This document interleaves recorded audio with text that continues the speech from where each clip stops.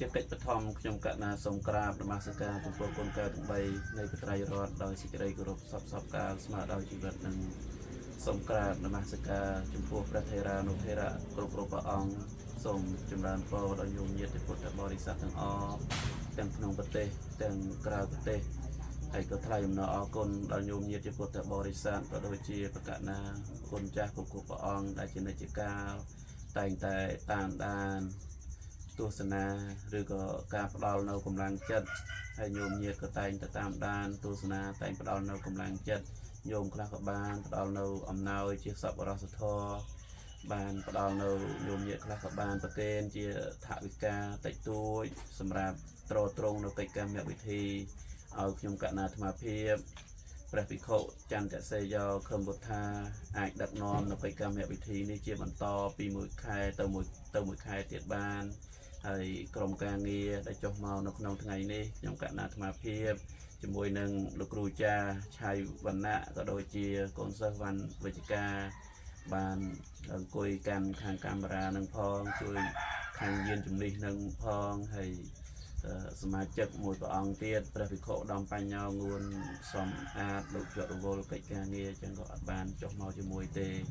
ហើយថ្ងៃនេះអាត្មាចុះមកខាងភូមិចំការសំរោងភូមិចំការសំរោង2បាទភូមិចំការសំរោង2សង្កាត់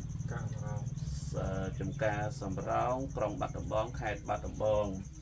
ចុះមកជាមួយនឹងលោកគ្រូចាឆាយវណ្ណៈនិងកូនសិស្សវណ្ណវិជ្ជការហ្នឹងបាននាំយកនៅអំណោយសប្បុរសធម៌របស់លោកជំទាវអានអនុប្រធានមន្ទីរពេទ្យប្រទេសតុមាលាព្រមទាំងញោមជំទាវកើតស៊ីយុទ្ធអនុប្រធានមន្ទីរពេទ្យប្រទេសតុមាលាដូចគ្នាហើយបងស្រីលីណាអាជីវករលក់ដូរផ្លែឈើនៅផ្សារភូពុយចុះមកនេះមកជួបញោមហមមឿនមានកូនមួយអត់មានប្តីទេហើយអាយុទៅតែ91ឆ្នាំញោមញាតិពុទ្ធបរិស័ទណាត្រូវការអីញោមនៅកំមុំស្អាតទេអាយុ91ឆ្នាំអាយុ91ឆ្នាំមើលតែថ្មិញទៅស្អាតទេថ្មិញមកញឹមមើលតាន់ដល់ថ្មិញញឹមមើលញឹមឲ្យគេមើលឃើញមើលកាមេរ៉ាគេខំចាប់ញឹមតាណាទៀតដាច់គល់ណាថ្មិញបាត់ថ្មិញទៅណាអស់ហើយដាច់អស់ហ្នឹងហើយញោមញាតិពុទ្ធបរិស័ទមកឲ្យបងគ្រូចាឆៃវណ្ណៈលើកតមកហើយកូនសិស្សវណ្ណវិជ្ជាកាន់មីកាន់អីមកឃើញអសម្បើមហ្នឹងសម្បើមព្រោះគាត់ប្រាប់ប្រវត្តិគាត់ថាពេលខ្លះពេលដែលគាត់ដាច់អង្គខ្លាំងណាព្រោះគាត់ដើរក្រុងកាន់អាក្រុងមួយនៅខាងនេះអត់មែនកាន់ក្រុងទៅសុំបងកាន់កប៉ុកហ្នឹងទៅសុំបងព្រោះអត់មានអីហូបចឹងញោមញាតិពុទ្ធបរិស័ទឃើញបើពេលដែលគាត់ដាច់ខ្លាំងគាត់ទៅសុំបងរបស់គាត់យកមកទទួលទានព្រោះអាយុគាត់ហ្នឹង91ឆ្នាំហើយញោមញាតិពុទ្ធបរិស័ទនៅក្នុងបណ្ដាញសង្គមចឹងក៏អាត្មាសូមបរិយាយប៉ុណ្ណឹងចុះហើយសូមជូននេះទៅលោកគ្រូកម្មវិធីទៅគ្រូចាឆៃវណ្ណៈដែលជាអាចារ្យប្រចាំនៅភូមិអង្គជួយកិច្ចការងារច្រើនណាស់ឥឡូវសូមអញ្ជើញបានលុយយកនឹងយកចាត់ចែងអីគេខ្លះគាត់នឹងប្រាប់ហើយបងខ្ញុំបាទឆៃវណ្ណៈបាទជាក្រុមប្រសាកាត់អូចាផងជាក្រុមមនុស្សធម៌បាទជាមួយព្រះអង្គបាទខ្ញុំពុទ្ធាបងប្រុសកូនសិស្សបាទវណ្ណវិជ្ជាការបាទបានថ្លែងអំណរគុណយ៉ាងជ្រាលជ្រៅបាទដល់បាទលោកជំទាវកើតស៊ីយុទ្ធបាទលោកជំទាវអានបាទបងប្អូនស្រីវ៉ាលីណាព្រមទាំងស្វាមីបានជួយឧបត្ថម្ភបាទក្នុងកម្មវិធីបាទមនុស្សធម៌នេះបាទចំនួន1ឆ្នាំពេញបាទចាប់ពីខែ1មករហូតដល់ខែនេះជាខែទី9បាទជាលើកទី9ហើយបាទជួយគ្រួសារបាទក្រីក្របាទនៅក្នុងដែលឃើញតស្រាប់ហើយបាទក្នុងខែនេះបាទមានបានចំនួនបានវិកបាទហើយលោកជំទាវអានបាទ30ម៉ឺនរៀលបាទជំទាវតាមស៊ីយុទ្ធ10ម៉ឺនរៀលបាទបងប្អូនស្រីជីណានិងស្វាមីបាទ10ម៉ឺនរៀលបាទក្នុងស្រុកទាំងអស់បាន50ម៉ឺនរៀលហើយខ្ញុំបាទទៅបែងចែកបាន4គ្រួសារបាទក្នុងមួយគ្រួសារនោះបានអង្គ25គីឡូក្រាមបាទមីមួយកេះបាទត្រីខមួយយួរបាទមានម្សៅស៊ុបបាទស្ករខ្ទឹមបាទអំបិលខ្លាញ់ បាទហើយនៅក្នុងគ្រួសារនេះជាគ្រួសារទី3បាទក្នុងខែនេះបាទត្រូវនៅថ្ងៃ600បាទខែកក្កដាឆ្នាំសែនស័កស័កពុទ្ធសករាជ2569បាទត្រូវនៅថ្ងៃសៅរ៍បាទទី13ខែកញ្ញាបាទ2025បាទខ្ញុំបាទរួចព្រះអង្គបាទនាំបាទជំនួយរបស់សប្បុរសជនដែលបានជួយមកយើងរាល់ខែនោះបែងចែកបាន4គ្រួសារបាទនេះជាគ្រួសារទី3បាទជួយជូនលោកអ៊ំបាទមានអាយុបាទដល់91ឆ្នាំបាទគាត់ឃើញស្រាប់ហើយបាទក្នុងផ្ទះគាត់នេះដីនេះក៏សុំគេនៅបាទអត់មានដីខ្លួនឯងទេបាទហើយសុំគេនៅពេលព្រាមមកលិចទឹកបាទហើយគេស្រាប់ហើយក្នុងផ្ទះគាត់បាទនៅជាមួយកូនស្រីគាត់មានកូនស្រីមួយក៏មានម៉ាយទៀតកូនស្រីអាយុ62ឆ្នាំហើយហ្នឹងហើយរស់ស៊ីបាទបោកខោអាវបាទបោកខោអាវឲ្យគេបាទដើម្បីបានថវិកាតិចតួចបាទទិញបាទអង្គបាទថ្ងៃនេះបាទព្រះអង្គបាទនាំមកគាត់អត់បានដឹងទេបាទប្រាប់ពុនទេបាទអង្គតែបាទក្នុងស្រាប់បាទអ្នកមានបាទមួយអ្នកមានថាគឺមើលទៅដូចតែតិចតួចបាទសម្រាប់អ្នកអត់បាទថាច្រើនសម្រាប់អ្នកអត់ណាអ៊ំណាបាទបានប៉ុណ្ណេះបាទ25គីឡូក្រាមក៏បានលឿនក្រាំដែរអ៊ំណាបាទហ្នឹងហើយអរគុណច្រើនហើយសូមថ្លែងអរគុណយ៉ាងជ្រាលជ្រៅក៏សូមជូនពរបាទដល់លោកជំទាវបាទព្រមទាំងបងអូនស្រីបាទជួបប្រសពតែពុទ្ធពរតែ4ប្រការគឺអាយុវណ្ណៈសុខៈវលៈនិងសម្បត្តិ3បាទលោកជំទាវនិងបងអូនស្រីបានស្នាសម្បត្តិណាបានសម្រេចទូសេចក្តីប្រាថ្នាបាទសូមសុខចម្រើនទាំងអស់គ្នាបាទសូមអរគុណច្រើនបាទសាធុបាទហ្នឹងហើយបាទ